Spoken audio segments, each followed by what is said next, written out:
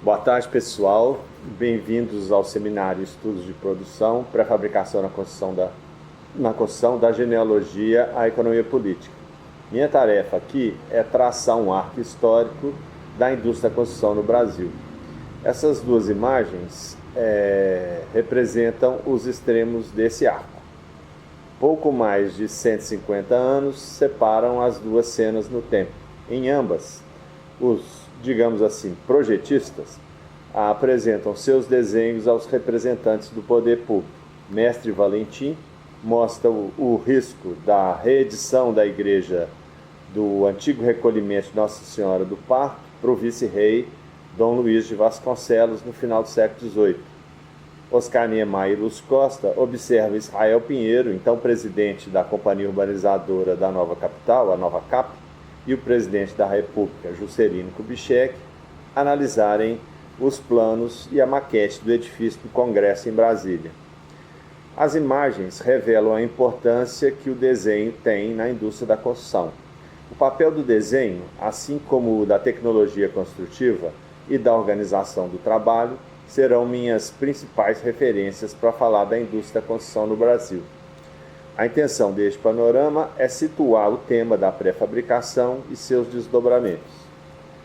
Como o material iconográfico sobre a indústria da construção é disperso e lacunar, optei por montar esta apresentação como um arco histórico a partir de casos e anedotas, escolhidos em fontes secundárias. Então aí tem iconografia, a iconografia existente sobre construção, anúncios e matérias de jornais e revistas de diversas épocas e também excertos da história da arquitetura, da engenharia e também da história do trabalho.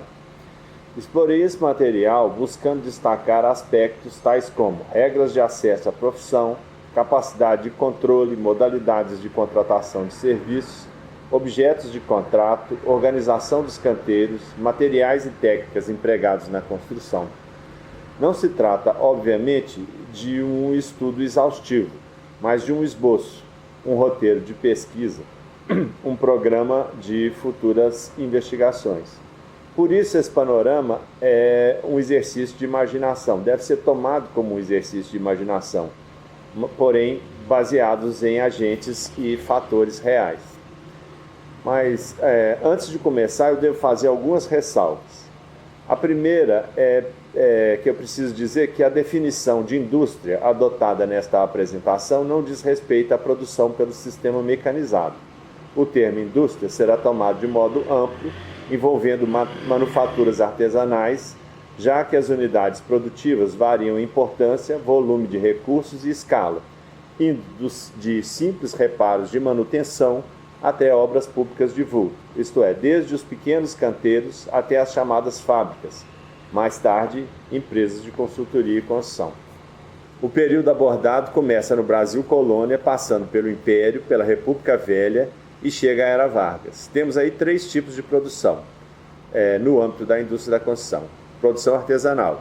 A construção está baseada em técnicas de construção em que se empregam principalmente terra, pedra e madeira. O trabalho de construção é decidido no canteiro, não existe projeto e os trabalhadores trabalham em regime de cooperação e têm compreensão da totalidade da obra, mesmo que sejam especializados nessa ou naquela técnica. Depois, a produção manufatureira. A construção é semelhante à anterior, com pequenas alterações técnicas e de materiais, como, por exemplo, o uso de tijolos em vez de pedras nas fundações e elementos construtivos pré-fabricados, como, por exemplo, o ferro fundido, também chamado de cast iron, e também o vidro.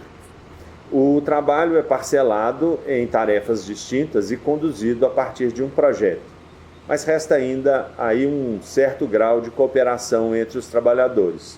O desenho desempenha o papel de ordem de serviço. Por fim, nós temos a produção em grande escala, porém sem maquinário, isso é, sem mecanização e que corresponde à tecnologia do concreto armado. Esse período coincide com a entrada do concreto armado no campo. O trabalho é superparcelado, subordinado a partir da lógica de construção e praticamente desaparece a cooperação. Nesse segundo slide, nós temos um exemplo de desenho operativo no âmbito da produção artesanal. Ou seja, na produção artesanal, o desenho é um instrumento do canteiro de obras, traçado em escala real na obra. A ideia de projeto não faz sentido aí. A forma dos edifícios é definida por princípios físicos do comportamento dos materiais de construção, incorporados a uma geometria de caráter prático, ao longo do processo de construção. Os desenhos servem mais como memória de processos construtivos do que como antevisão de obra acabada. Na transição da arquitetura gótica para a arquitetura renascentista, principalmente na Itália, o desenho passa a desempenhar uma função diferente, passa a ser a representação de algo futuro, por meio da retomada do repertório clássico e a adoção da escala reduzida, feito fora do canteiro, o desenho na forma de projeto se transforma em ordem de serviço. A mudança de repertório formal dos edifícios é um instrumento de subordinação do trabalho. A rigor, os trabalhadores não mais participam da formalização dos edifícios e têm de seguir um comando prévio dado pelo desenho.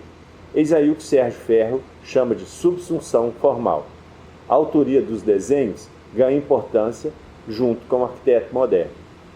Nesse terceiro slide, que aí tem um exemplo de risco no âmbito da representação, que ficou conhecida com esse nome de risco, no âmbito da produção manufatureira. A construção no Brasil, isto é, a arquitetura portuguesa construída no Brasil, já obedece à lógica manufatureira. Temos aqui um exemplo de desenho para a construção da Igreja Matriz de Santo Antônio de Casa Branca, no Bispado de Mariana. Esse desenho traz implícita a solução técnica. Aí nós temos os formatos dos materiais e técnicas construtivas, estão embutidas aí, é um pressuposto. O desenho, então, fazia parte da documentação primária de projeto, que incluía contratos, instruções, apontamentos, condições de arrematação, recibos de receitas e despesas. Em outras palavras, como já disse, trata-se de uma ordem de serviço. Daí se infere uma complexa cadeia produtiva marcada pela divisão técnica e social do trabalho.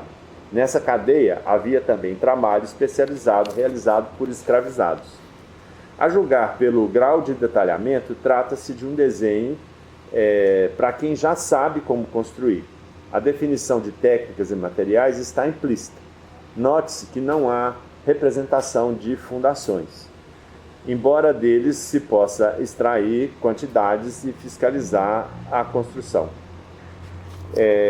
Nesse outro aparece já um desenho que pode ser chamado de projeto, já no âmbito da produção manufatureira serial. Esse que está representado é o projeto do Liceu de Artes e Ofícios do Recife, de 1877. Trata-se também de um desenho codificado nos mesmos moldes do risco da Igreja de Santo Antônio, esse slide nisso que nós vimos no slide anterior. O desenho é parte de uma documentação para análise e licenciamento de construção realizada pela burocracia estatal encarregada de fiscalizar a indústria da construção. Complementam a documentação de projeto, orçamentos e especificações, ou que eram chamados naquele momento de projetos por escrito. A diferença não está na representação gráfica, cujo código havia sido definido na Itália, especialmente na chamada Ópera San Pietro, que é a construção da igreja de São Pedro em Roma, quando conduzida por Sangallo, o Velho, mas na introdução de determinadas técnicas construtivas, como, por exemplo, nas fundações feitas de tijolos em vez de pedras. Para além da alvenaria de tijolos, materiais tais como o ferro fundido, o cast iron e o vidro vinham sendo empregados em obras públicas. Novas leis municipais de regulação da construção exigiam o uso de vidro nas esquadrias, e fornecedores de materiais e profissionais especializados estavam sendo incorporados à cultura construtiva local. O desenho é detalhado o suficiente para determinar quantidades de materiais e serviços, assim como os formatos dos cômodos, tamanhos de esquadrias, etc. Paralelo com tais mudanças de caráter técnico, também se sedimentam mudanças estilísticas por meio de elementos compositivos neoclássicos, tal como o engenheiro Vautier, conforme veremos a seguir, emprega nos projetos do Teatro Santa Isabel e da Alfândega, ambos também construídos no Recife. Passamos agora para esse chama projeto e produção manufatureira heterogênea. Essas imagens são de um catálogo da firma Walter McFarlane, fabricante de elementos pré-fabricados em ferro fundido. Isso que eu já falei algumas vezes, que é também conhecido por cast iron. Né? A partir de uma espécie de cardápio de elementos construtivos, podia-se montar edifícios completos. Nós vamos voltar a esse assunto daqui a pouco. As imagens descrevem a construção do farol de Eddystone pelo patrono da engenharia inglesa John Smeaton. Mas o que interessa nessas imagens são as características do desenho. Trata-se de um desenho para explicar abstratamente a construção.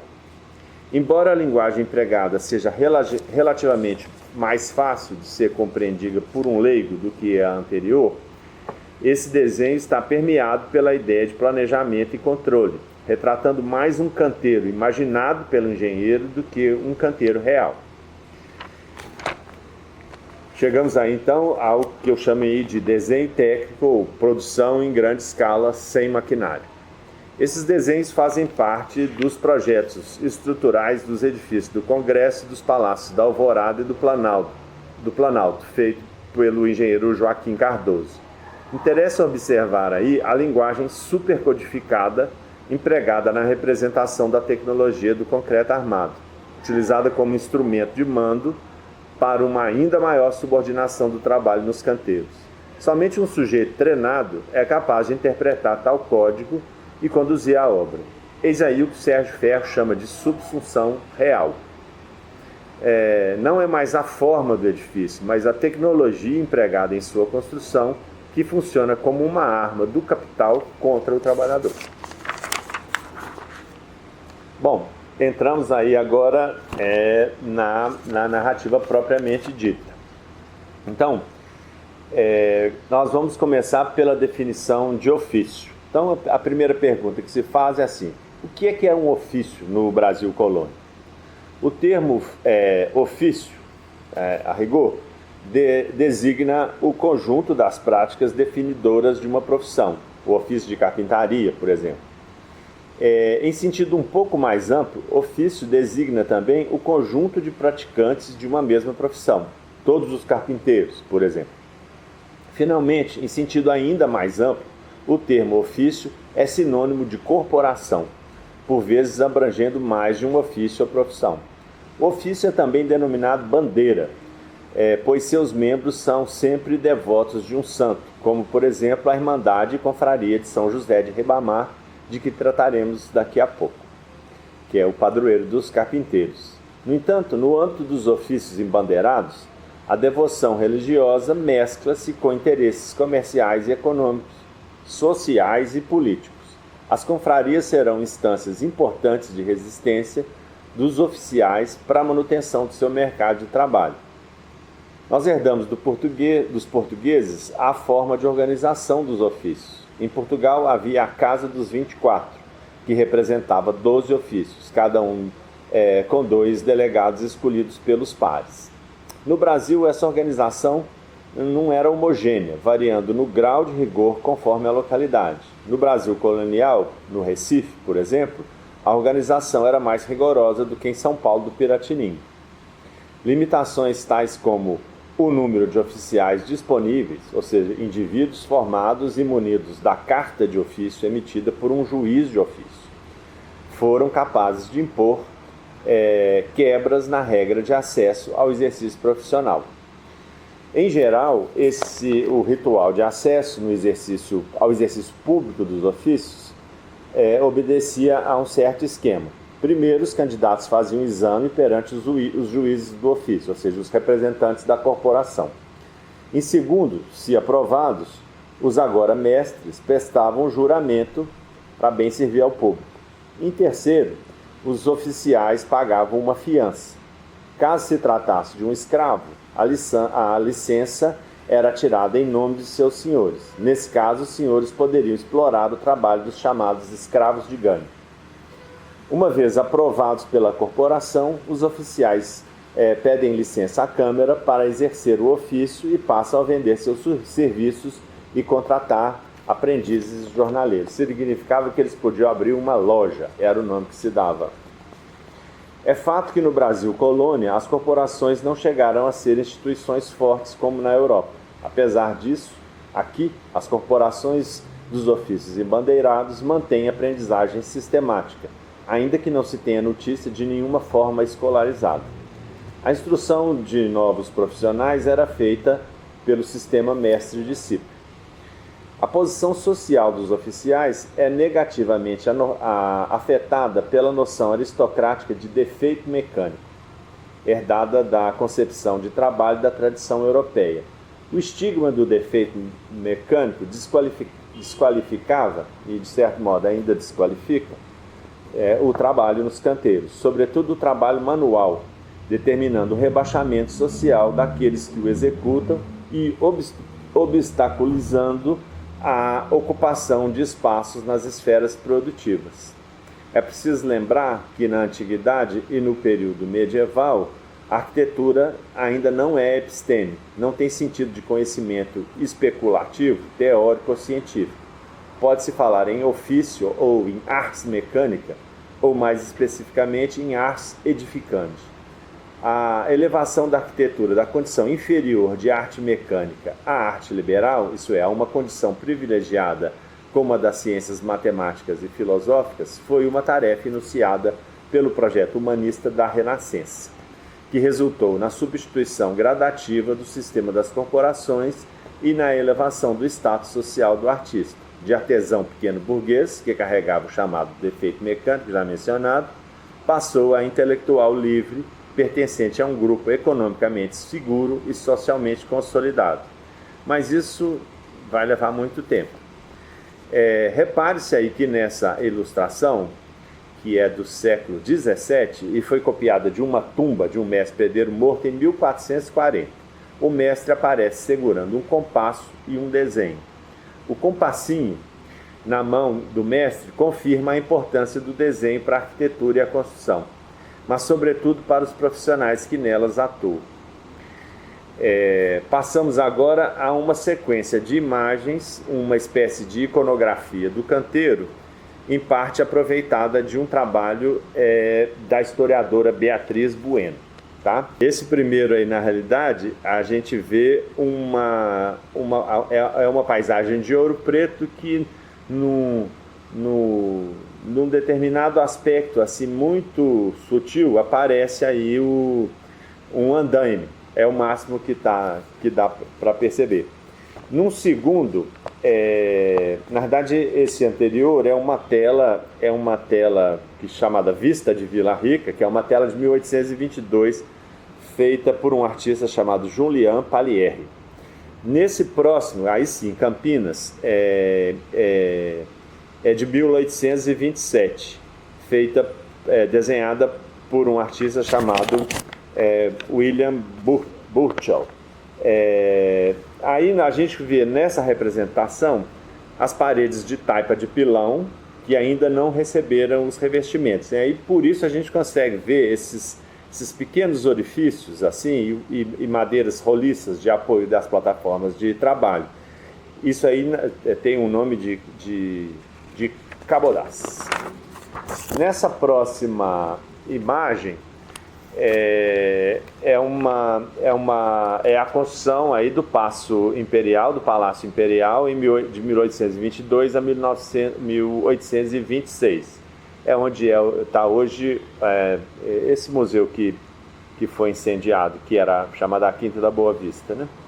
No próximo, voltamos aí ao cenário de Campinas, tem a construção da Igreja Matriz.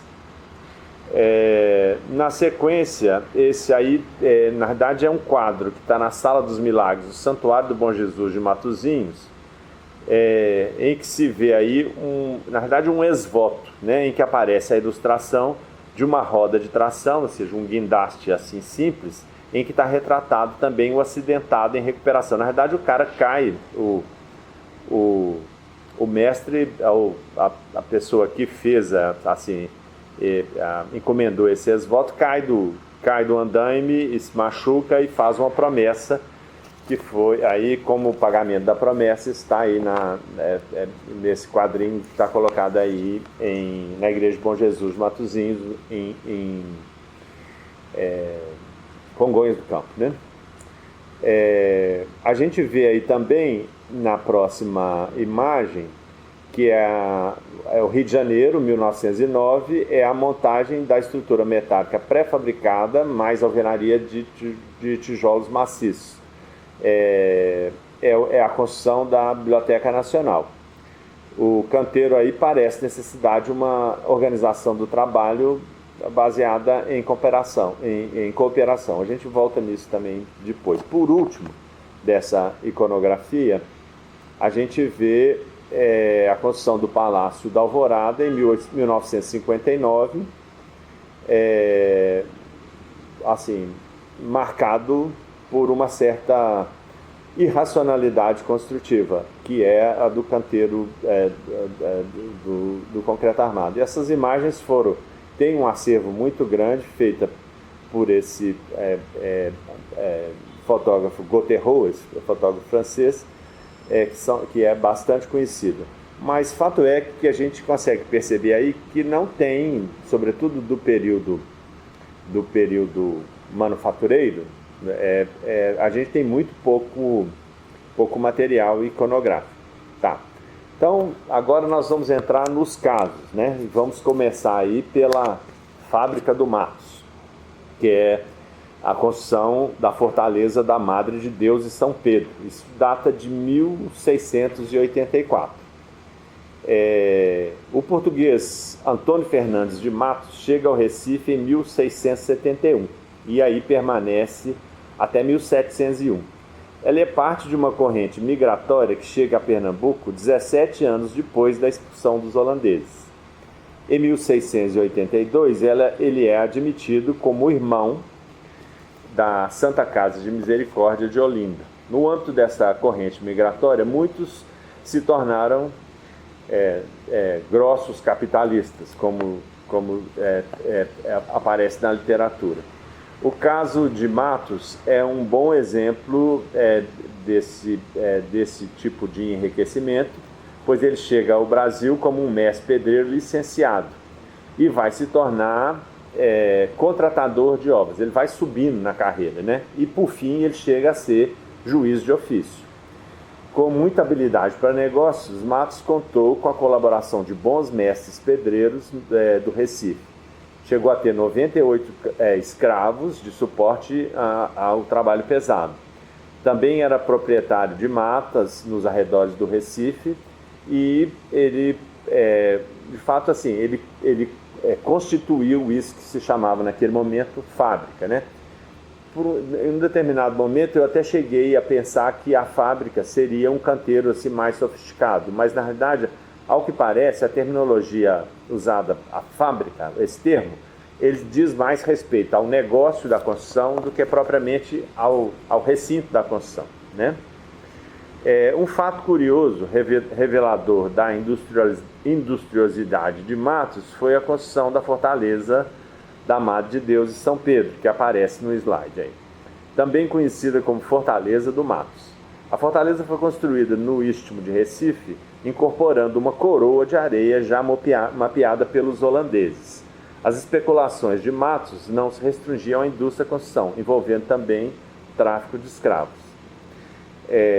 Eu aproveito o caso do Matos para descrever o funcionamento de obras, assim como um exemplo mesmo de como funcionavam as obras públicas no século XVII, que, como já tinha dito, a principal unidade produtiva são essas fábricas, né? A já referida historiadora Beatriz Bueno define fábricas como um sistema complexo envolvendo concepção e produção de edificações de diversas naturezas, organizados segundo divisão técnica e social do trabalho. Ao que parece, fábrica não diz respeito ao sítio de construção, isto é, aos canteiros, mas ao negócio da construção. A documentação consultada pela historiadora revela uma série de instrumentos e procedimentos que descartam a hipótese de espontaneidade do processo. Encontram-se aí, para além dos riscos e traças, ou seja, a parte desenhada, também uma documentação acerca das condições de arrematação, as condições de execução e as instruções. Isso que eu já falei também, os projetos por escrito, que são correlatos das especificações técnicas de hoje. Mas também aí estão contratos, escrituras, chamadas escrituras de obrigação. O que interessa aí é que isso está confirmando lá essa função do desenho como parte da ordem do serviço, Nas palavras da historiadora, através desses instrumentos, os funcionários camerários, bem como os membros das irmandades, podiam aferir a qualidade dos trabalhos dos artesãos nas diferentes escalas da empreita. Mestres predeiros, mestres carpinteiros, mestres taipeiros, mestres ferreiros, mestres marceneiros e entalhadores, além de pintores e escultores, foram assim contratados e supervisionados.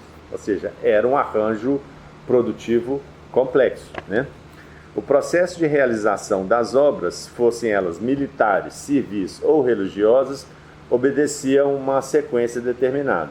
Primeiro, a execução do projeto, representados tanto por meio de plantas, como de apontamentos, orçamentos, como eu acabei de falar. Em seguida, o governador, por meio do provedor-mor, encaminha o projeto ao Conselho Ultramarino em Lisboa, para aprovação. Na sequência, uma vez aprovado, o governador convoca o vedor geral para fazer a arrematação com a ajuda do engenheiro principal da província. Depois, numa quarta etapa, já no âmbito da vedoria, na presença do vedor, os dois engenheiros ou mestres responsáveis pelo risco procediam aos lances de arrematação, ou seja, era uma espécie de leilão, Esse matos que eu me referi era tanto arrematador quanto empreiteiro. Os critérios de julgamento eram forma do trabalho, bondade dos materiais e as brevidades, isto é, o melhor preço para os diferentes tipos de serviços e materiais de obra envolvidos. Fim da arrematação, ou esse tipo de leilão, o vedor, isto é, o representante da fazenda real, fazia a escritura, examinava a capacidade dos fiadores indicados pelos empreiteiros. Aceitos os fiadores, a obra passa a ser executada, supervisionada pelos engenheiros ou mestres construtores responsáveis pelo projeto e acompanhados por olheiros e apontadores, ou seja, prepostos desse vedor geral. Em vilas como no caso de São Paulo do Piratininga, que na realidade, comparado com Recife, São Paulo era uma roça aí nesse momento, São Paulo era assim, como nas palavras aqui, um modesto vilarejo na época, O processo é conduzido pelas câmeras, é similar, porém envolvendo menos funcionários da coroa e mais funcionários dos conselhos. A professora de História Amália Cristóvão Santos, em sua dissertação Em Obras, os Trabalhadores da Cidade de São Paulo entre 1775 e 1809, defendida na FAUSP, conta que em meados do século XVIII coexistiu em São Paulo sistemas econômicos sociais de subsistência e de mercado. Ela conta que existiam pelo menos 3 formas de contratação de serviços. Na primeira forma, a população era encarregada da conservação e dos melhoramentos que fizessem frente com as suas casas. E, com frequência, era convocada para obras de maior porte, serviços específicos na vila ou bairro em que morassem, aos quais deviam dedicar certo número de dias ou enviar alguém para o seu lugar como forma de compensação. Então, na verdade, a própria população construía, uma espécie assim de mutirão, Era o trabalho compulsório dos homens livres, tinha esse nome. Ou seja, o trabalho realizado em função da obrigação dos moradores com os espaços das cidades. representada pela administração pública. O trabalho compulsório coexistia com formas remuneradas, sendo uma delas a arrematação, a segunda forma de organização, em que a obra era posta em praça. Isso já foi explicado logo antes dessa fala, né? E tomada pelo contratante, que oferecesse pelo menor valor, passando a ser responsável pela sua feitura, fabricação. O financiamento de obras executadas dessa forma podiam vir de cobranças à população, cobranças específicas para esse fim, de contribuições, de impostos ou de pedágios nas estradas. A terceira forma de realização dos trabalhos era por meio da contratação de trabalhadores remunerados por dia de trabalho, os jornaleiros, né? Supervisionados por um administrador de obra.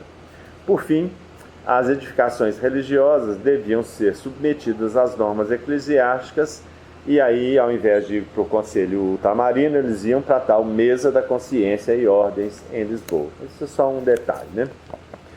Prosseguindo, estas imagens são parte das crônicas visuais do Debré. Esse sujeito é muito conhecido, né? Chega ao Brasil em 1816 junto com a missão francesa, fica aqui por uns 15 anos e publica um livro de imagens chamado Viagem Pitoresca e Histórica ao Brasil. Isso sai em 1834. Então, a gente tem que dar um desconto aí porque é uma representação muito estereotipada do negro, né? Mas de qualquer forma é um registro importante, né? E na realidade aí documenta com todas as letras também que eram os escravizados que faziam o trabalho pesado na construção, né? A indústria da construção empregou abundantemente a mão de obra escravizada e muitos escravos eram oficiais formados e com licença de ofício.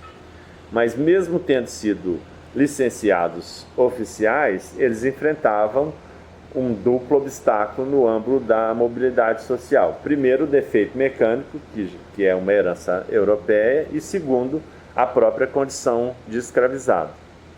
A professora Beatriz Bueno, que eu já falei dela antes, acredita que a representação do canto superior direito, essa que está contornada de vermelho, é de um oficial escravizado. Os oficiais mecânicos vestiam-se de um modo próprio, distinguindo-os de seus superiores hierárquicos, né? Passamos aí agora para uma outra imagem, que é a imagem do negro de ganho, né? O aluguel de escravos oficiais para a prestação de serviços a terceiros era uma prática comum, com grande variedade do tipo de serviço prestados. Por exemplo, no Recife, tinha muitos cativos de ganho e de aluguel prontos para realizar serviços artesanais. Eles tinham dois tipos de senhores: os pequenos proprietários urbanos, que dispunham de poucas peças, Deus me livre dessa palavra, e empreiteiros de médio e grande porte, que possuíam quantidades mais consideráveis. Relevante também que as mulheres não podiam exercer ofícios, mas podiam explorar escravos de ganho. Então, pequenas obras de manutenção e construção eram feitos aí por esse tipo de empreita, né? de contrato. Esse anúncio que aparece aí foi publicado no Diário de Pernambuco em 4 de janeiro de 1850. Na sequência, a gente vai falar agora do mestre Valentim da Fonseca e Silva. O slide traz duas telas, ambas de 1789, pintadas por João Francisco Musi. Elas retratam o incêndio e depois a feliz e pronta reedificação da igreja do antigo recolhimento de Nossa Senhora do Parto. Estão representados o canteiro de obras da reforma e todos os agentes envolvidos com a obra, né? No primeiro plano, embaixo à direita, nós vemos o mestre Valentim apresentar o projeto da reforma, o risco, ao vice-rei Dom Luís de Vasconcelos. Pode reparar também que ele vai estar... Ele está vestido com uma vestimenta muito parecida com aquela que eu mostrei lá de 1440, né, que aparece naquele slide anterior. Ele é filho de... na verdade, o mestre Valentim é filho de português que atuava como contratador de diamantes no distrito diamantino. E de uma negra natural do Brasil. O Valentim nasceu no Cerro, em Minas Gerais, em 1745 e foi levado à Europa pelo pai em 1756. A ambiguidade de sua origem e condição social pode, de certo, explicar sua formação e desempenho artístico. Embora pertencesse à modesta Irmandade dos Pardos de Nossa Senhora do Rosário e São Benedito, Valentim praticamente monopolizou as encomendas governamentais e de congregações laicas no Rio de Janeiro. A condição social de Valentim é similar à de Antônio Francisco Lisboa, nosso conhecido Aleijadinho, e também do pedreiro Tebas, um ex-escravo a quem é atribuída a construção da sede de São Paulo. Então, nesse outro slide, a tela, eu tinha esquecido de falar isso, né? A tela está entre as raras representações de canteiro de obras do período colonial. Aí estão sintetizados práticas e atores envolvidos no processo de concepção e gestão das fábricas, né? A tela distingue os agentes envolvidos com a fábrica segundo planos de importância. De acordo com a descrição de Beatriz Bueno, essa professora de história que eu já citei algumas vezes, no primeiro plano se destacam, por suas vestes fidalgas e de cores vivas, o comitente vice-rei do Brasil e outros burocratas régios, talvez aí o ouvidor, o provedor da Fazenda Real, o vedor geral, os apontadores e os olheiros. Ao lado de mestre Valentim, o protagonista da cena e responsável pelo projeto,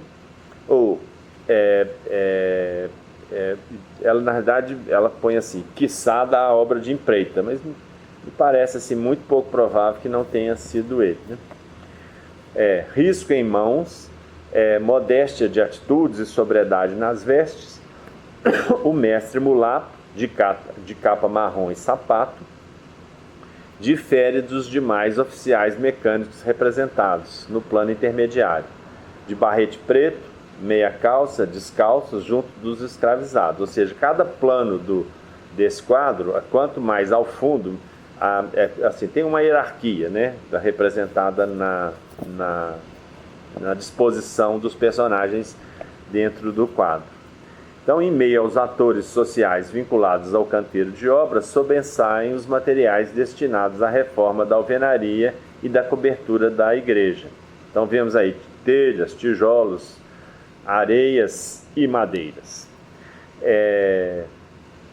Fragmento de uma realidade comum na colônia, a tela de Muse sugere dimensões e dinâmicas recorrentes no sistema de produção das obras públicas. Em seguida, nesse slide que está denominado a abertura dos portos, né? Nós vemos aí que em 1808, pressionada pela expansão napoleônica na Europa, a família real portuguesa foge de Lisboa para o Rio de Janeiro, alterando o estatuto político do Brasil. Entre as primeiras ações do governo imperial está a abertura dos portos, né? Que inclui a entrada de artistas, engenheiros, mestres, parteiras, comerciantes, cozinheiros, pasteleiros, modistas, retratistas, propagandistas de drogas e representantes de indústrias. Eu fiz questão de colocar essa frase desse jeito, porque na verdade é uma citação do Gilberto Freire, descrevendo assim esse período. A política econômica empreendida pelo Dom João VI, depois da transferência da família real portuguesa para o Brasil e a criação do Reino Unido a Portugal e Algarve, desfechou um golpe mortífero na organização corporativa do trabalho manufatureiro.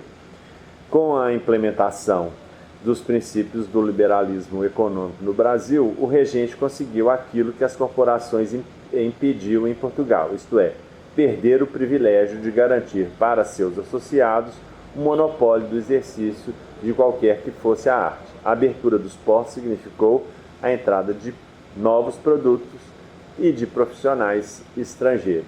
Na verdade, o grande feito aí disso é um golpe muito forte nas corporações de ofício.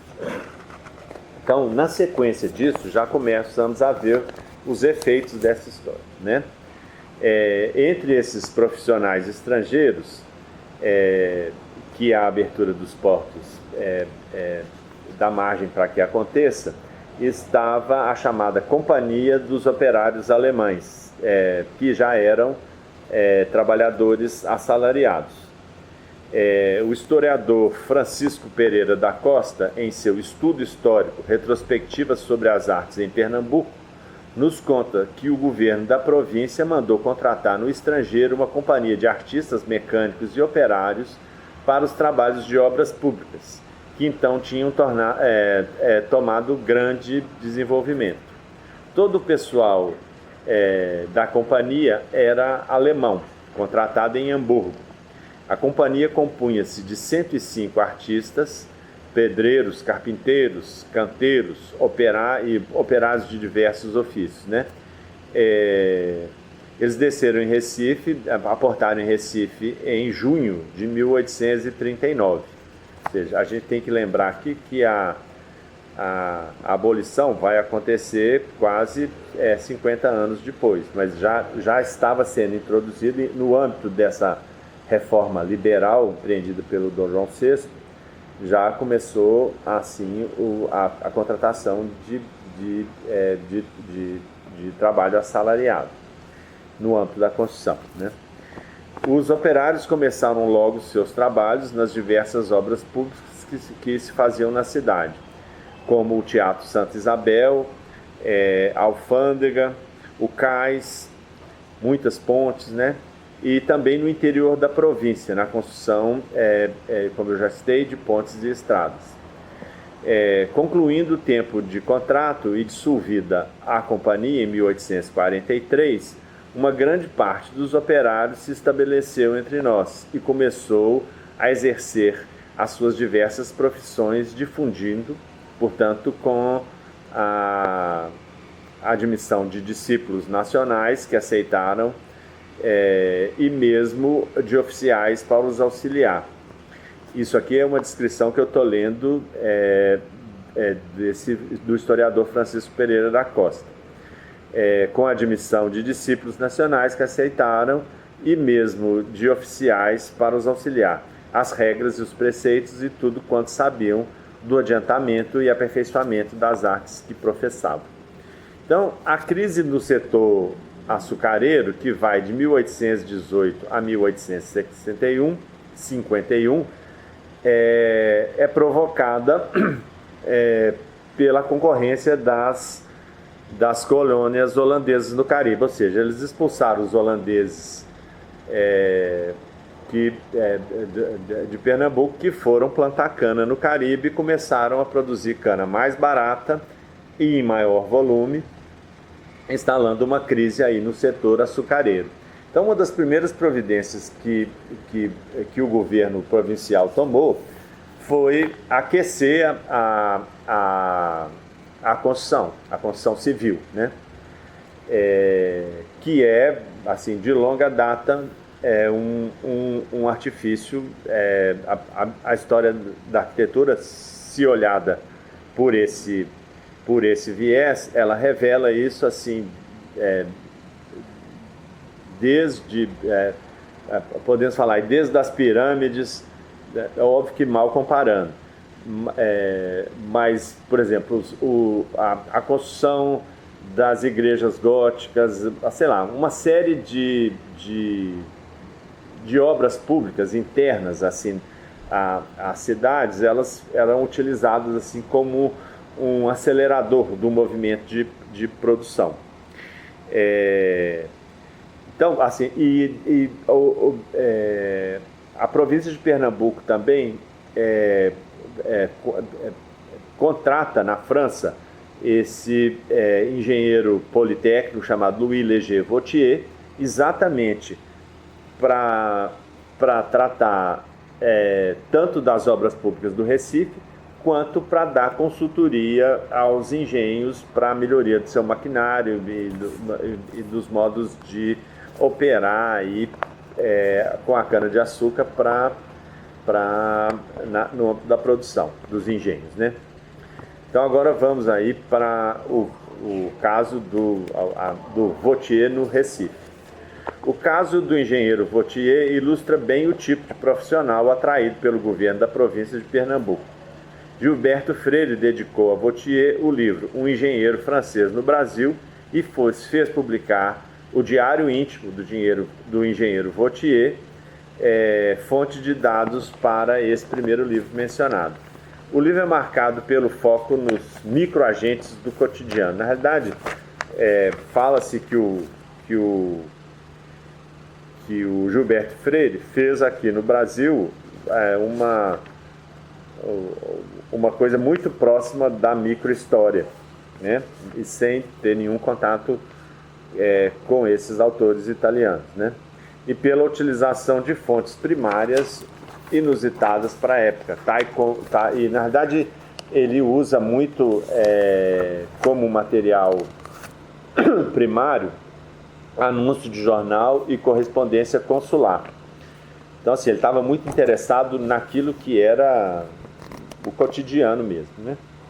O Vautier é definido por Freire como um burguês emancipado pela Revolução Francesa, para quem a educação formal tem um peso extraordinário. As novidades que traz consigo o Vautier estão diretamente relacionadas à sua formação na École Polytechnique, então notória como centro de saber e pela excelência do ensino de engenharia, em cujo currículo estão incluídas a geografia e as ciências sociais. Responsável pela formação de quadros técnicos para o funcionalismo público francês, a Politécnica de Paris é, naquele momento, um modelo de educação copiado em diversas partes do mundo, incluindo aqui no Brasil. O Brasil, né? As principais tarefas contratuais de Vautier foram a construção da alfândega, do cais, do Teatro Santa Isabel, o plano de alinhamento das ruas, o levantamento topográfico para um plano de abastecimento de água no Recife e uma estrada. Mas ele também prestou consultoria particular a diversos senhores de engenho para aumentar o desempenho de seus equipamentos e propôs um plano geral de melhoramentos para a província de Pernambuco. A partir de uma planta geral da província, vislumbrava uma rede de estradas que traria o desenvolvimento econômico. Na verdade, a contratação de Vautier e de outros engenheiros estrangeiros se dá a partir de uma política pública da província de Pernambuco para a remodelação urbana do Recife, posta em prática em 1833.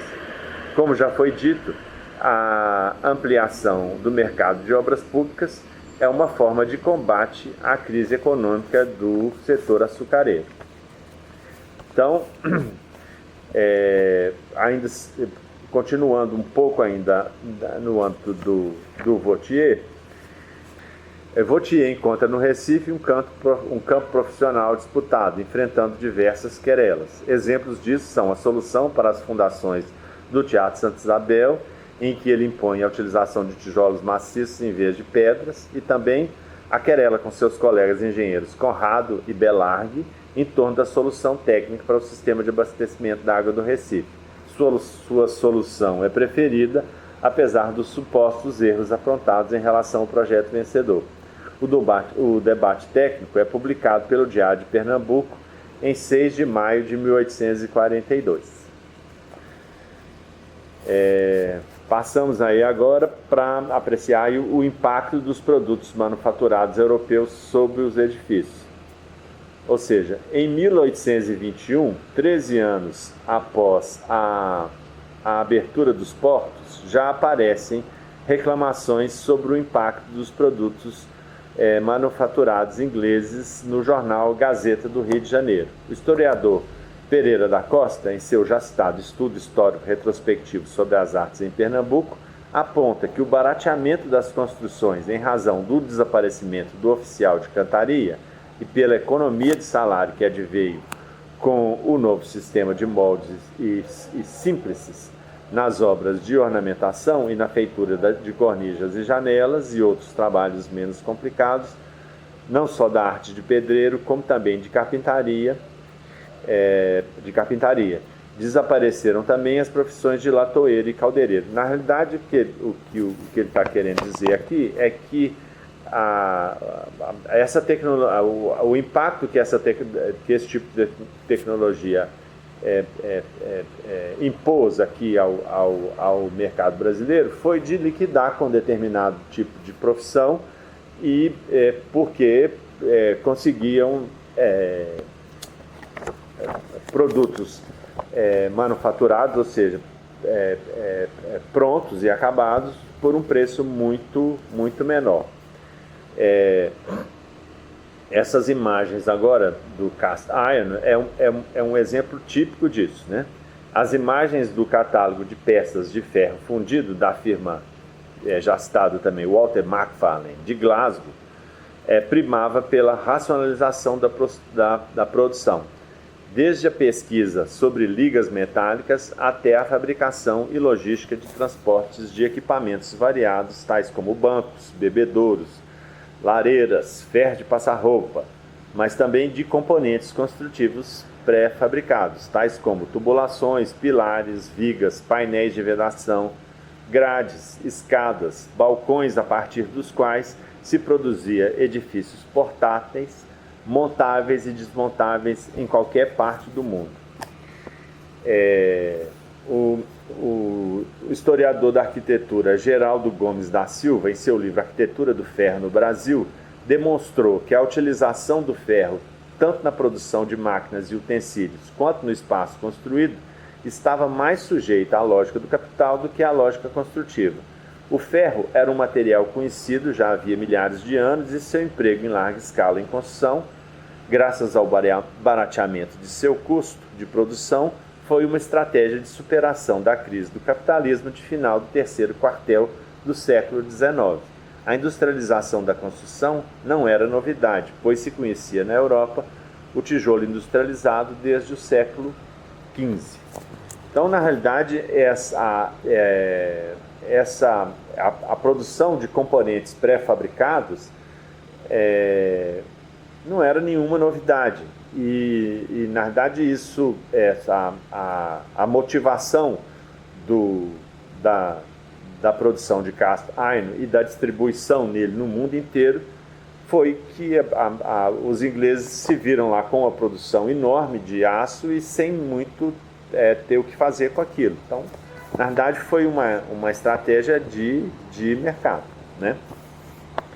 Então, a ideia de industrialização do edifício completo só apareceu com a construção em ferro e a motivação da expansão de mercados de produtos britânicos por volta de 1875.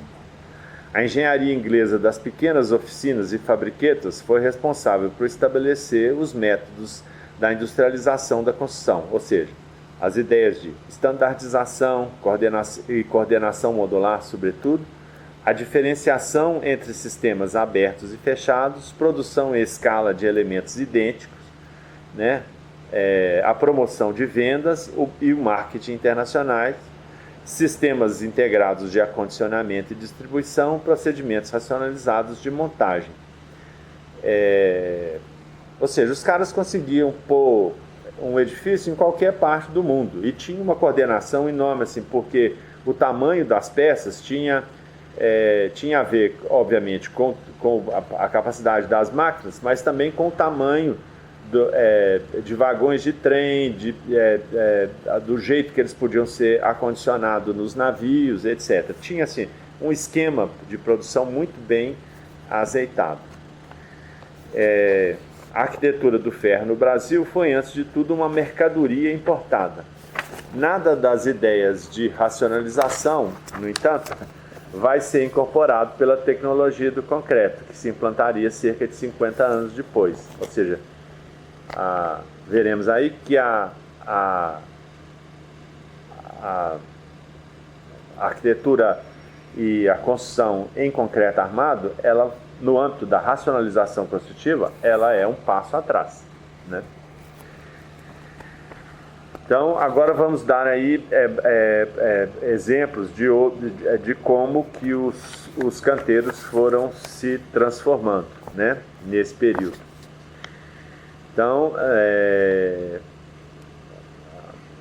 falamos primeiro aí das ferrovias, né? A indústria da construção amplia muito sua escala de atuação. Num primeiro momento, esse movimento de produção não se dá em ambiente urbano. Trata-se da construção de ferrovias, que, embora utilize alguma mecanização, mantém-se ainda trabalho intensiva. A intensa construção de ferrovias está associada à produção de café. O historiador Tiago Moratelli conta que a margem de lucro de um grande produtor de café vai crescer demasiadamente quando o tráfego ferroviário alcança sua fazenda. Mas antes de a ferrovia entrar em operação e garantir o frete para aquele produtor, dinamizando suas exportações, as obras de construção da linha já terão proporcionado enorme rentabilidade para comerciantes, especuladores, empreiteiros, engenheiros e subempreiteiros. Explorar a força de trabalho empregada no serviço de construção das linhas era um desses interesses verificados com o empreendimento. A exploração da força de trabalho era um bom negócio para os empreiteiros. Além da exploração da mão de obra, os empreiteiros poderiam ampliar sua margem de lucro, caso fosse possível subdividir os serviços contratados. A subempreitada era uma forma bastante utilizada na construção de estradas de ferro, pois ajudava a dinamizar e a antecipar a conclusão das obras determinadas em contrato. Surge então um mercado de especulação de contratos de empreita. Então, mais do que a tecnologia em si da construção, tem uma tecnologia da administração da obra, que eu acho que isso é muito relevante, né? Aí mais um exemplo em torno das ferrovias. Aí estão falando, essa imagem fala da construção, retrata a construção da estrada de ferro Madeira-Mamoré, 1878-1910. Para além da subdivisão por trechos, a especulação se dá também em torno da contratação dos lotes, isto é, do superparcelamento das tarefas, ou seja, movimento de terra, colocação de dormentes, assentamento de trilho, construção de pontes, construção de estações, ou seja, tem uma infinidade de tipos de serviço, né? Para isso era necessário uma grande massa de serviço, uma enorme força de trabalho empregada no serviço de construção e um elevado nível de funcionalidade da mão de obra. Nada disso seria possível sem planejamento e projeto, isto é, sem a existência de uma sequência muito precisa de divisões de tarefas durante a construção ferroviária. Também seria impossível sem a subordinação do trabalho. A mágica para manter abundante a mão de obra foi o recrutamento ininterrupto de mão de obra nas cidades, onde o mercado de obras públicas ganha força. Passamos aí agora para um segundo exemplo que vem ocorrendo mais ou menos concomitantemente, que é a instalação de um mercado de obras públicas. Então, esse daí se refere à infraestrutura urbana, no caso, a construção da rede de abastecimento de água do Rio de Janeiro. Como vimos desde a iniciativa da província de Pernambuco em 1833, construir e reconstruir cidades são boas armas contra crises econômicas, mas também são um bom negócio para os empreiteiros que vão construir cidades novas, como no caso de Belo Horizonte, que vai de 1894 a 1897, e a reformar cidades velhas, como no caso da Reforma Pereira Passos no Rio, que vai de 1903 a 1906. Do embelezamento ao saneamento, são diversos os exemplos do movimento de produção provocado pela construção de infraestrutura. Registra-se um grande afluxo de capitais estrangeiros que deu margem a um programa de obras públicas para modernização do Rio a partir de 1903, conduzido por Pereira Passos. Ele estivera envolvido com a construção de ferrovias e obras de saneamento, havia visto de perto a reforma de Paris, ou seja, ele sabia das coisas, né? Na verdade, se for olhar também, o governo anterior, que esse governo em que o Pereira Passos atua, é o do Rodrigues Alves. No governo do Campos Salles, tem uma crise inflacionária que obrigou a uma redução enorme dos gastos públicos, ou seja, tirou o impulso assim, desse movimento de produção que reaquece a economia e cresce tudo de uma vez. Na verdade, o governo dos Campos Salles foi de estagnação. Então, a primeira providência do Rodrigues Alves foi a retomada de obras públicas, tal como lá o então governador da província de Pernambuco tinha feito, mas também como fez o Haussmann em Paris, o Plano Cerdá de Barcelona, ou seja, estava na crista da onda aí, né? Aí essa aí é uma imagem também da construção de infraestrutura urbana, na verdade um lago para tratamento de água, para ser utilizada no abastecimento de água do Rio de Janeiro. Então, ainda também dentro da categoria de mercado de obras públicas, nós passamos agora para as intervenções urbanas. Então, temos aí uma imagem que é do desmonte do Morro do Castelo. Aí também, que é relevante aí, é que já temos aí um uso de máquinas que permitem intervenções urbanas mais drásticas, né? Importa lembrar aí que o Morro do Castelo, que vai depois virar a Esplanada do Castelo, famosa também porque lá vai estar sendo construído, vários prédios no tempo do Getúlio Vargas vão ser construídos aí, inclusive o Ministério da Educação, famoso prédio lá, né? Mas o desmonte do Morro do Castelo vai fornecer material para a construção do Aterro do Flamengo. Embora o projeto de paisagismo do Burle Marx vai levar um pouco mais de tempo, ele é de 1956. Aí também tem exemplos de intervenções urbanas, a da esquerda no Rio de Janeiro, que é a ligação de duas ruas importantes lá então, né, de 1914, e a outra aqui em Belo Horizonte, né, que é a Pedreira Prado Lopes, né, para passar o bonde Santo André. Na verdade, a gente pode também entender isso como algumas necessidades, de certa forma, inventadas, ou seja, tem uma demonstração de força e poder e fala assim, ó, podemos, assim, temos meios para, assim, dominar a natureza, né?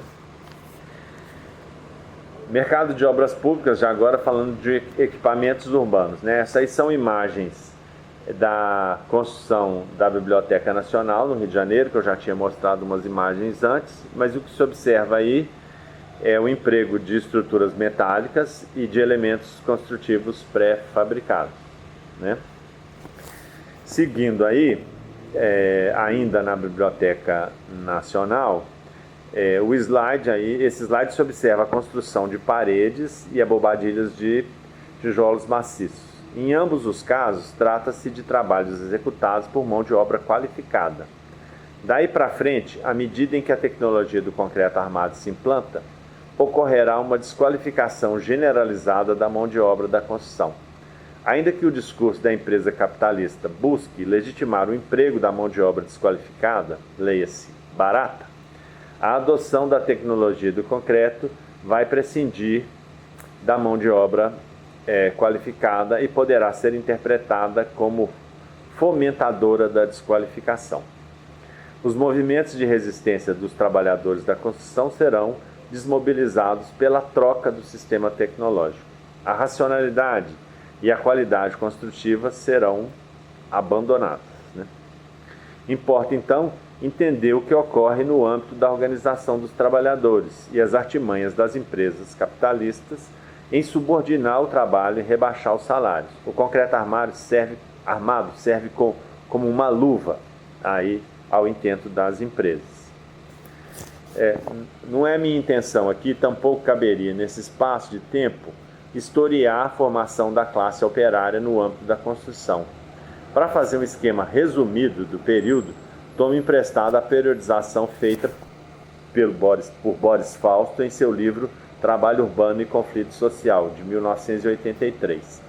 Numa primeira fase, que vai de 1890 a 1917, ele coloca o anarquismo como a principal corrente organizatória do movimento operário. A partir desse tronco comum se distinguem o mutualismo proudhoniano, o anarco-coletivismo e o anarco-sindicalismo. A Federação Operária do Rio de Janeiro, que se origina da Federação das Associações de Classe do Estado do Rio de Janeiro, criada em outubro de 1903, promove o primeiro Congresso Operário, mas entra em declínio a partir de cair em mãos ineptas e impuras, né? Sendo reorganizada a partir de maio de 1912.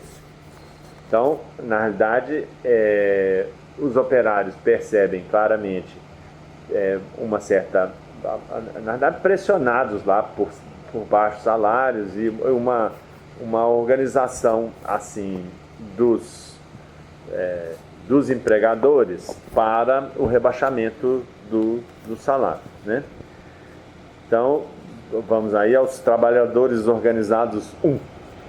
Dentre os ramos semi-artesanais, os trabalhadores da construção civil se destacaram pelo maior padrão cultural, melhores condições de trabalho e salário, maior força e continuidade associativa.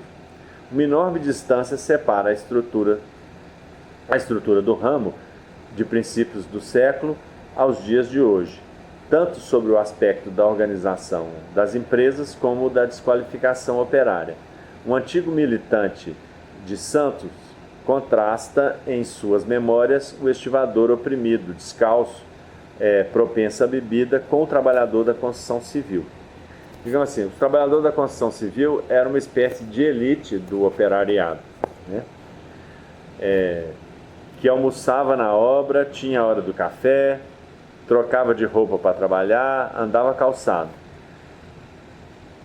Depois de lembrar que a vantagem era relativa, pois a insegurança no emprego e os acidentes integravam o quadro geral da vida operária, ressalta o maior nível de cultura da categoria associada à natureza do serviço. Essa citação é do Boris Fausto.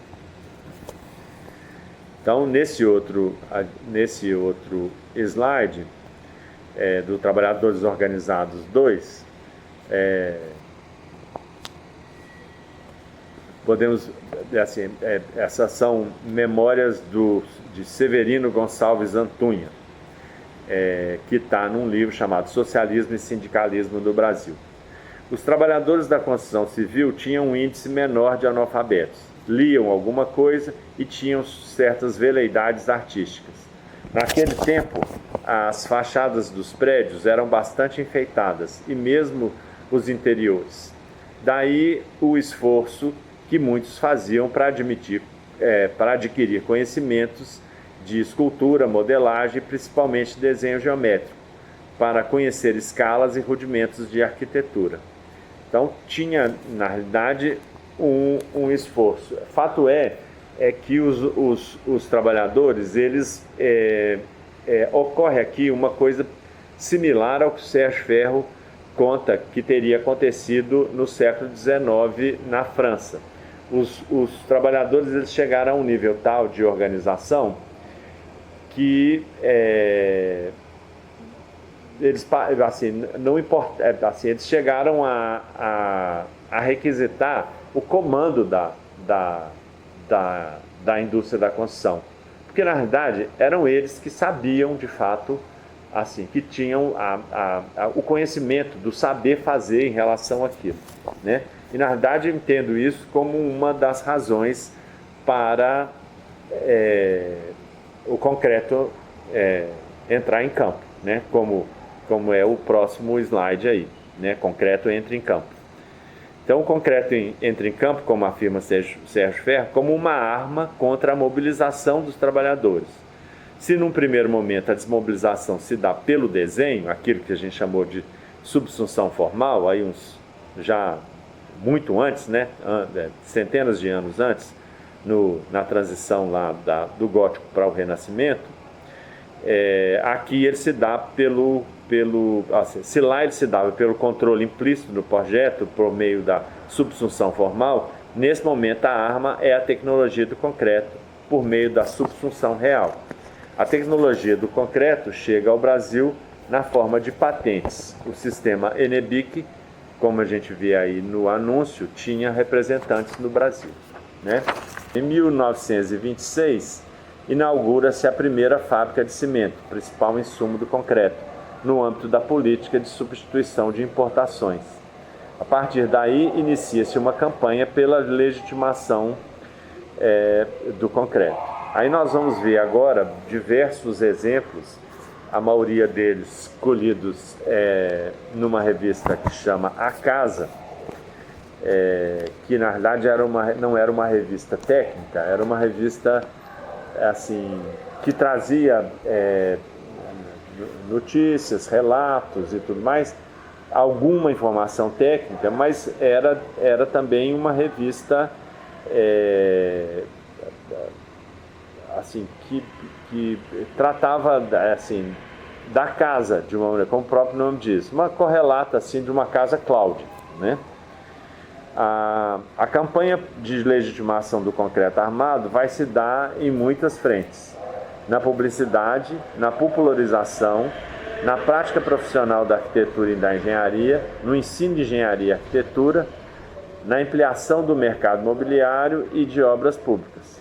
Tanto o cimento como o concreto vão aparecer aí como associados à economia de tempo, à qualidade, ao progresso, à higiene, tudo de bom, né? A gente vai ver aí também, nesse próximo slide, que tem uma campanha publicitária ferrenha, que tem um esforço enorme de divulgação do concreto. Ele vai estar associado aí à segurança e aos aspectos ligados ao cotidiano, né? Ele aparece também como fundamento da engenharia nacional. Ou seja, o concreto está no cerne das chamadas engenharia nacional e na Escola Brasileira do Concreto. Muitos escritórios de consultoria e empresas construtoras se fizeram a partir da tecnologia do concreto. A gente vê aí bem no anúncio. Então, por um outro lado, outra frente assim nesse esforço de emplacar o concreto, né, assim, de fazer o concreto, de legitimar o concreto, né, estava aí um esforço de formação de mão de obra para os postos de mando via cálculo estrutural. Ou seja, tem também um esforço de desmoralização dos práticos, ou dos chamados mestres de obra. Tem muitas anedotas e piadas, assim, e um esforço de falar que aquele trabalho não era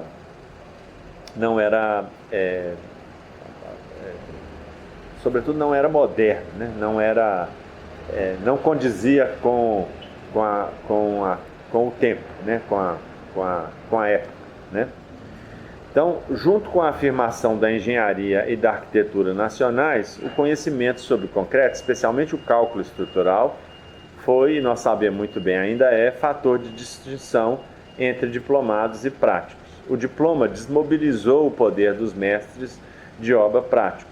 Todos os postos de mando passaram para as mãos dos diplomados. O cálculo estrutural passa a ser obrigatório nos currículos de engenharia e arquitetura a partir da reforma da educação superior promovida pelo Francisco Campos. O ministro Francisco Campos é o primeiro ministro da educação do Getúlio Vargas. O segundo vai ser o Gustavo Capanema, que vai construir o prédio, o famoso prédio, né? Uma curiosidade é que, junto com a erudição do cálculo estrutural das escolas de engenharia e de arquitetura, foi veiculado por cerca de 20 anos pela revista A Casa um curso por correspondência que apregoava concreto armado ao alcance de todos. Ou seja, esse concreto que se usa na construção de edifícios de habitação, ele é um cálculo relativamente simples, que pode ser todo feito com aritmética. Ele não gasta nem o cálculo infinitesimal integral. Mas tem, assim, a partir daí, tem uma douração de pílula, digamos aí, em torno do conhecimento acerca do cálculo estrutural. Na verdade, isso é uma coisa relevante, mas que não vem ao caso a gente entrar em detalhes aqui, mas todos nós, arquitetos, sabemos muito bem do que eu estou falando. Então, assim, uma outra instância de legitimação, que é justamente a engenharia do cálculo, vamos passar aí para as peripécias estruturais, né? Sobretudo o cálculo estrutural teve no Brasil um grande desenvolvimento, tanto nas pontes quanto no edifício de andares múltiplos. Então, muito das formas dos balanços, disso que o Niemeyer gosta de chamar de leveza da arquitetura moderna, não seria possível não fosse o concreto armado e esse conhecimento sobre o cálculo estrutural. Então, na verdade, aí já passando para o slide seguinte, a arquitetura do movimento moderno é também um fator de legitimação do concreto armado aqui no Brasil, né? Aí nós temos o prédio da ABI, né, que é projetado pelos irmãos Roberto, e o edifício do Ministério da Educação e Saúde, do Niemeyer e grande elenco, né? Também ainda, nós podemos falar assim que a arquitetura do movimento moderno no Brasil funcionou como uma espécie assim, de garota propaganda do concreto armado, né?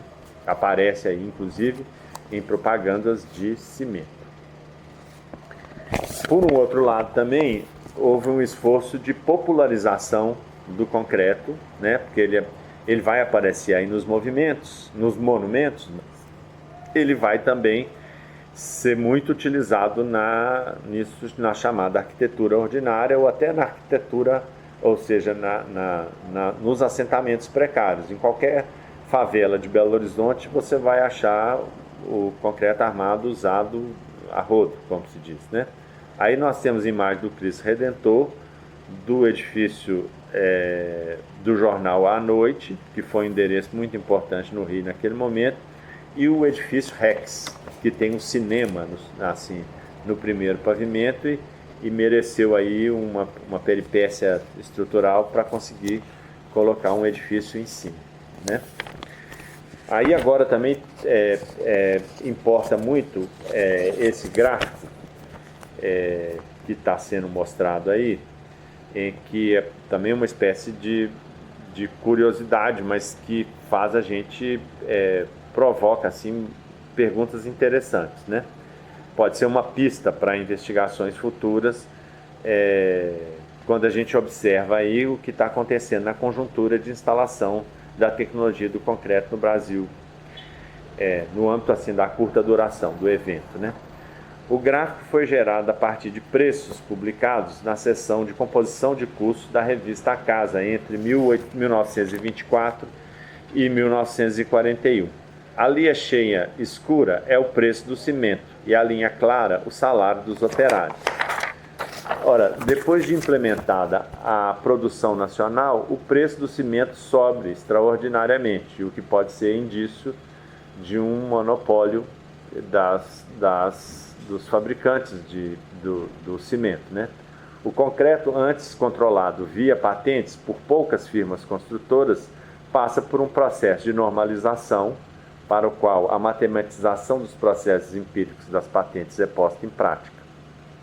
Na realidade, importa dizer aqui que, por exemplo, salvo engano, a patente Enebic foi vendida numa feira dessas feiras internacionais para uma universidade alemã, que abriu a patente, matematizou o processo e passou a ser ensinado na universidade. Porque antes daquilo que funcionava como um ábaco, assim, eles tinham tabelas assim, baseadas em conhecimento empírico, aquilo foi sendo matematizado e passou aí ao que é chamado cálculo estrutural, né?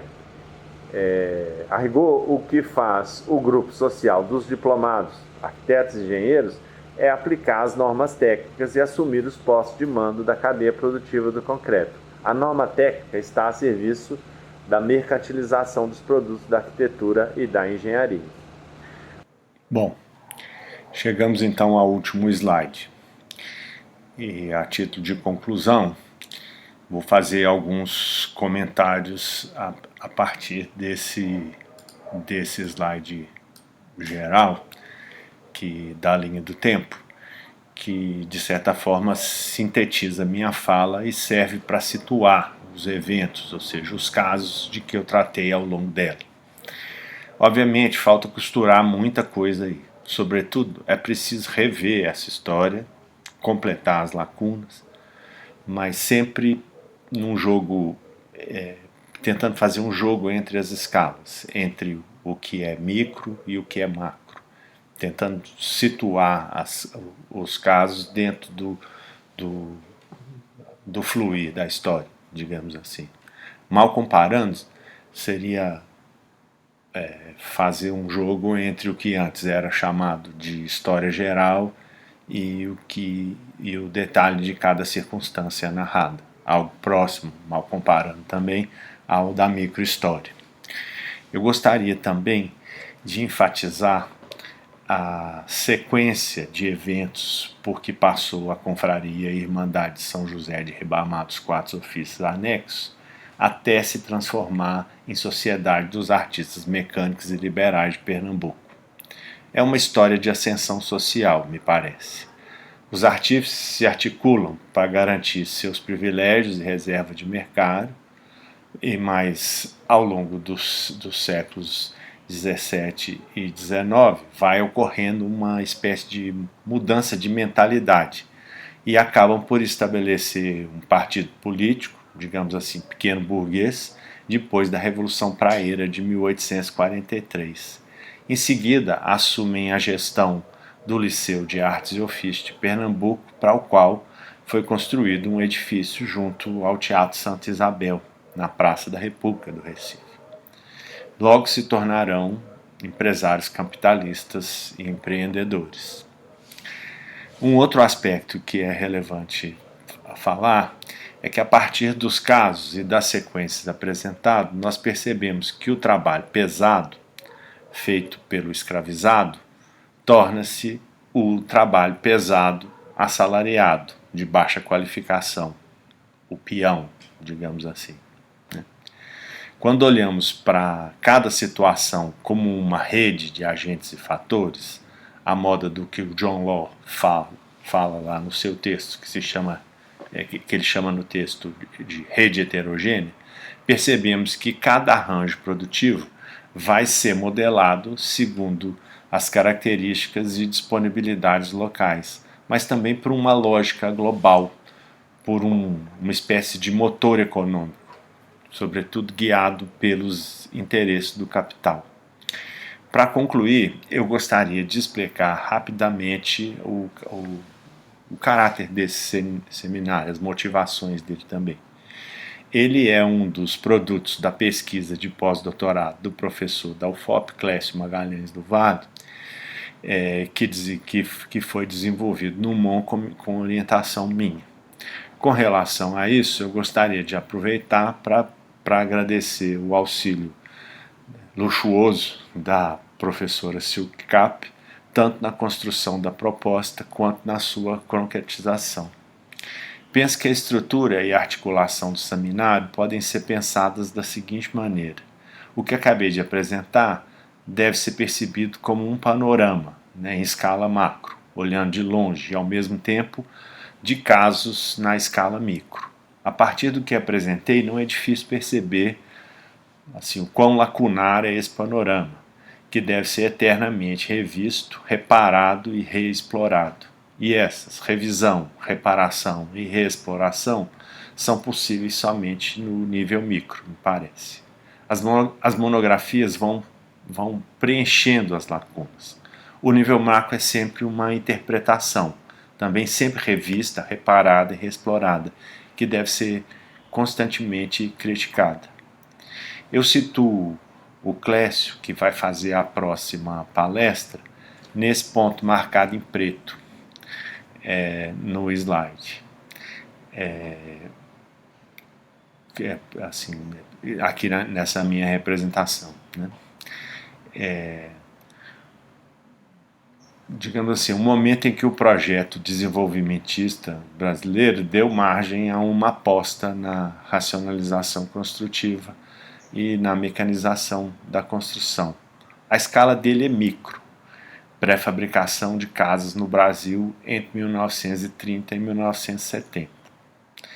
Esse fator agente da rede, pré-fabricação, vai ser explorado também pelos palestrantes subsequentes. O Jonathan Charlie, que fala amanhã,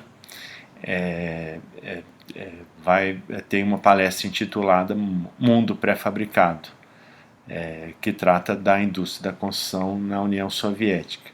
O Sérgio Eckermann fala de caminhos alternativos da pré-fabricação na América Latina e no Brasil, a partir de reflexões acerca da obra do arquiteto João Figueiras Lima, conhecido por Lelé. Um link possível está no fato de que Lelé teria tido contato estreito com as experiências de pré-fabricação na União Soviética e leste europeu que foram estudados pelo Jonathan. E, finalmente, o professor Zé Eduardo Baravelli propõe que o debate incorpore análises teóricas oriundas da gestão da produção. Talvez isso tudo nos ajude a compreender as possibilidades de desdobramento do panorama apresentado. Agradeço a todos pela atenção. Muito obrigado.